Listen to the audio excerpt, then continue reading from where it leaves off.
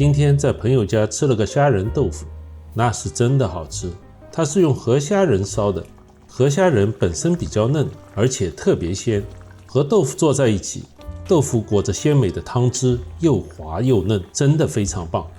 豆腐要用内汁豆腐，先切成小块，再准备3个咸蛋，把它们一切为2，这里只用到蛋黄，先用勺子把它们压碎，在锅中放点食用油，把蛋黄倒下去炒散，炒到咸蛋黄像这样起沙了，再把河虾仁倒下去，稍加煸炒，再加点黄酒去腥，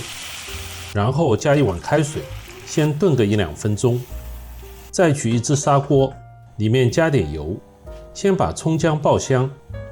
再把豆腐倒下去，把咸蛋黄虾仁汤也倒进去烧开，中间尝尝味道，如果不够咸再加点盐。咸蛋黄本身也有咸味的，加点胡椒粉，再勾个薄芡，最后撒上葱花，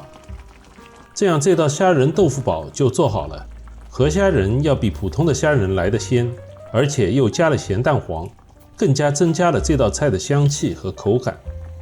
做好的汤汁颜色也很漂亮，关键是虾仁吃起来还方便。